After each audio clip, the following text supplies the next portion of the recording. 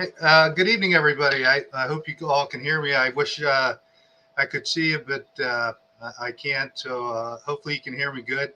I want to welcome everybody to the PCA Townhouse. I apologize that Rocky and I couldn't be there in person, but we had a very sudden change in plans, and our trip from DC got kind of messed up. But we will leave you in the very capable hands of Scott, Josh, and I know John's there, and he brought some great food tonight. So enjoy the food, the drink, and most importantly, have a great cigar afterwards. Um, Next, I would like to introduce one of the true champions and icons of the premium cigar industry. Uh, Rocky Patel and I kind of started in the business about the same time in the early to mid 90s. I think I might have been a year or two ahead of Rocky. I think my first trade show was in 94. I think Rocky's might have been 96 or 95, and I'm sure he can elaborate on that. But it was right during the boom of the premium cigar industry, and a lot of people told Rocky, hey, what do you think? And you can't get in this industry. These are multi-family or multi-generational family businesses. You're coming in as an outsider. But here we are 30 years later, and Rocky makes some of the most iconic brands on the planet. He, through his hard work and his endeavor and his perseverance and tenacity, he's really has one of the top businesses in our industry. So without further ado, I'd like to bring Rocky on stage or on screen there. Hey, Rocky. Hi, Greg. Thank you, Josh. Nice to meet you. Rocky, we wish you were here. We have a great group assembled downstairs, and they're going to ask a few questions. But Rocky, I wanted to give you the floor so that you can provide some welcome remarks and kind of give us a status update on what's going on. I know that you're probably the most active person as it comes to the litigation front. The intention was to have you here for the litigation, but we know that's going to be delayed a few months. But if you could kind of tell us where things stand with that and what's going on in your world.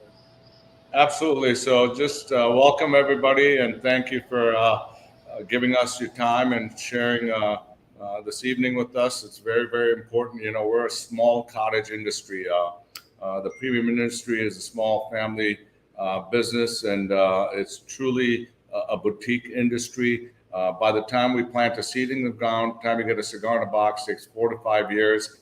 Very labor intensive. Most of the cigars are made in Dominican, Honduras, and Nicaragua. 80% of the population that are in these small towns work in the handmade premium cigar industry, and it's about 500,000 people that depend on these jobs to secure their lives in these 3 countries. And we employ another 500,000 people in the United States, mostly mom and pop retail shops. Many of them been around for generations. We sell to adults a product that's a luxury lifestyle product, much like a great bottle of wine or single malt scotch. And we're very proud of the hard work. I started out of my garage with 3 employees in California, and we've built it up to about 2,500 employees. And unfortunately, the industry has been under attack for a decade. It started with S-chip, which is the tax on cigars every time we import a cigar to the United States. It used to be 4 cents. There was a time where certain people in Congress were changing their mind, and they wanted to change it to $10 a cigar, and then it evolved to $3 a cigar. And that's how I found myself going to Washington, D.C., standing in front of the Senate cafeteria saying, and I'd never known how to meet a congressman or senator in my life, standing by the Coke machine, and I would just beg, and please, please, please, Congressman, Senator, this is about 500,000 jobs. It's going to wipe out 70% of the industry. And Senator Harkin was the first one to give me 15 minutes. And through his relationship, I met Senator Reid, and it just kind of evolved over time. And now, unfortunately, we settled for a tax that turned out to be about 40 cents, which is one of the highest increases in tax on any industry. And now we face this overreaching, burdensome, and egregious FDA ruling. And unfortunately, the FDA, when they decided to control tobacco products, designed most of the laws around cigarette companies. And it was because the cigarette companies were manipulating the tobacco, and you could actually, the fact that they're made by machines, you could regulate the amount of nicotine, tar, carbon monoxide. Well, you certainly can't do that with premium cigars. They're completely handmade, like a chef. We have recipes that are handed down through generations on how we cure the tobacco, how we ferment the tobacco, how the cigars are bunched, how they're rolled, the quality control. And each family has a different style of how we make those cigars. And there's nothing added to a premium cigar besides clean water in the curing process and the fermentation process. So it's a very, very unique labor intensive cigar. And you know, the laws that are proposed by the FDA for us to go through chemical testing, constituent testing. They want us to test the cellophane that goes on the outside cigar, the labels that go on the outside of the boxes themselves, and then the cigars. And there is no machinery or mechanism to test them. They tried that with machine-made cigars, and for the same cigars in a box, you get an 80 to 90% variance. So the relevant data is useless. And so this all started, obviously, we've been working hard in the halls of Congress, trying to educate, you know, the members about what makes this industry unique and why these regulations don't apply and make sense. And the first lawsuit that we had, and it was Judge Mehta that was appointed by President Obama, ruled on the case, and it was regarding warning stickers. And they wanted 40% of the boxes to be covered with these egregious warning stickers, like all the pictures we've seen, you know, about cancer and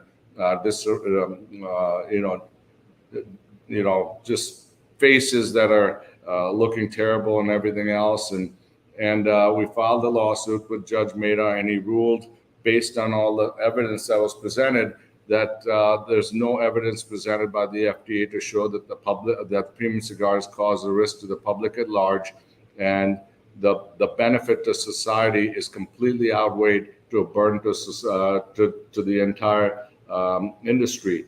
And he also found that there were no youth access issues, and there was no reason on the First Amendment level to not have cigar companies be able to talk about their limited tobaccos, vintage tobaccos, and their family heritage on labels on the boxes, much like they are on bourbon, scotches, wines. So we were lucky enough to win that case. Soon after that case, we challenged the FDA in court with regards to constituent testing, chemical testing, and the rule at large that was presented. And again, the judge ruled in our favor, and he said, based on all the data and science that's provided by both sides, there are no youth access issues. There's nothing to show that premium cigars, based on their usage patterns, really pose a risk to the public at large. And so he kicked the rule back to the FDA. Well, Mitch Zeller, who runs the FDA, knew that based on the record and all the science that had been provided by both sides, that there was no winning for the FDA. So he decided, well, I'm going to hire my own panel of scientists. And so they hired 14 scientists that were supposed to go and look at premium cigars separately. And if you really looked at the resume of most of these people, they had written books on how to abolish tobacco from the face of the planet. Most of it had been funded by the American Cancer Society, Tobacco Free Kids, the World Health Organization. And we were nervous about what the results were going to be of this nascent report. Well, this report just came out about a month ago, and even those scientists agreed that premium cigars, based on usage patterns, based on the fact that there's no youth access issues, based on the other science that's been looked at by them, really don't pose a risk, are such a, we make up 0.001% of all tobacco products. The average age of a premium cigar smoker starts at 27 years old. The average age of a cigarette smoker starts at 13 years old. The average cigar smoker smokes one cigar a month. And so having looked at all that, the NASEM report is something now that we're using on a lawsuit. I was supposed to be there actually tomorrow at 10 a.m. today to prepare for the moot court, so that our attorney could actually be there to have the oral arguments on this final case, but he had COVID, and so it's got postponed to May 23rd. But we as an industry for the last decade have been under so much duress. I mean, it's impossible to have an industry when you can't figure out whether you can build a new factory. You can't figure out, how much tobacco to grow in the farms. You can't figure out how much packaging to order. I mean, everything has to be done in bulk, economies of scale. And it's impossible to plan a business and decide how many employees you're going to have when you don't know whether you're going to be out of business in 6 months, a year and a half, just living under complete duress. I mean, we already face issues on state taxation, anti-smoking regulation, all kinds of bans that come up all the time. And so for a small boutique industry, it would have cost my company alone $70 to $80 million to comply with all these regulations that are presented by the FDA. I mean, there's no way we could afford it. I mean, we're not big tobacco. We're very different. And the same principle applies to the 2,500 mom and pop retailers that are out there. I mean, they age verify every consumer that comes in. It's adults. They educate them on the blends, the cigars that fit their profiles. They really, have been around for a long time to support this cottage industry, and they treat it just like you'd go into a wine tasting at a store before you buy a case of wine. You want to try it before you make that investment, and the same thing happens on the retail level. So it's been, for somebody that dedicated 25 years and started out of their garage to just lose it all overnight at the stroke of a pen. That's why I've been so nervous and so involved in what's been going on. And and I know it's hard to get things done on the Hill, but really need your help to help us and guide us through this journey so that we can protect this artisan cottage industry. And Rocky, we got a couple of questions from folks downstairs. A lot of the staff members that are present, their bosses, the members of Congress, are members of the Congressional Cigar Caucus. What can they do as a caucus from a legislative standpoint to help protect the industry? Well, I think the first thing is somehow, if we can get a bill and get, both sides of the House to agree on trying to get an exemption for us. I think there's been enough evidence and science. I think the main thing that needed to happen was a definition that separated us out from big tobacco. So we're always lumped in with big tobacco. And I know the regulations are based for big tobacco because of the youth access issues and people that are smoking cigarettes and menthol cigarettes and machine-made products and things like that. I mean, blunt wraps and orange, grape, watermelon, blunt wraps, things like that. So there was really a definition that was initially proposed by the FDA themselves in option 2. And somehow they escaped from option 2, got away from this definition. And the definition in a nutshell says that it's 100% natural tobacco wrapper, binder, and filler, no additives, no filters, no tips, weight so many grams per thousand, etc. That same definition was adopted by Judge Mehta in both his rulings. And I think that based on that definition, it really doesn't allow bad actors to pierce this veil of the premium cigars. And we make up 350 million units. That's nothing. The machine-made cigars make up 16 to 18 billion units. The cigarette companies are in the hundreds of billions. So we're such a small category. And then if that, based on that definition, we were to get some sort of exemption or some sort of minimal regulation, such as registering our brands, and if we qualify on the definition, then we're good to go moving forward. So if we can get that type of definition and get that through the House, that would be very helpful. The other thing I think is very helpful, if we can get your members to write letters based on everything that's happened, the 2 rulings and the new NASEM report, to the FDA, to OMB, to let them know that, this industry's been in limbo so long, there needs to be a decision made on it to help us out and separate us out from all other tobacco products. We got another question, Rocky, with the recent FDA ruling and the posture of the FDA towards cigars in general. How does that affect the international community when it comes to jobs and imports to the United States? And even going back to last year with the tax situation, how does that affect not only the brick and mortar businesses here in the United States and the small family-owned companies such as yours, but the international perspective?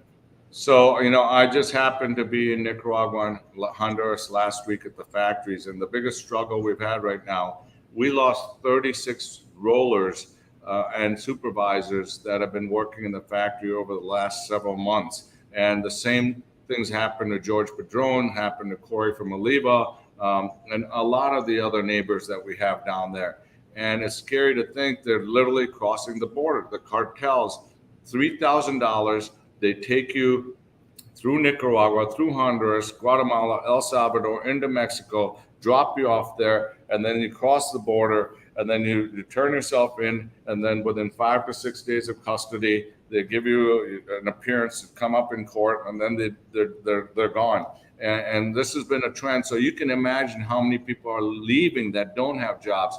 And what we fear is that, and we've seen it in the past in the 70s and 80s there, if these people don't have jobs, and they're mostly 70% are single mothers that support the families because the husbands have left to the big cities looking for employment, and they're taking care of the household. And if they don't have these jobs where 80% of the population works in the premium cigar industry, the next thing that happens is the cartels move in with all the drugs. They're growing other things besides tobacco, and it's going to destroy, immigration, safety.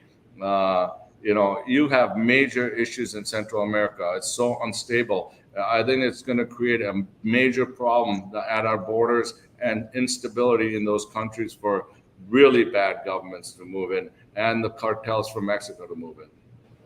Rocky, last question. I know that you're busy and folks downstairs want to get back to the reception, but they're enjoying the Rocky Patel 11-year and Rocky Patel 7-year cigars. Can you tell us a little bit about what they're smoking tonight? Sure. I think one is that the vintage 2006? Yes. Yep, the San Andreas.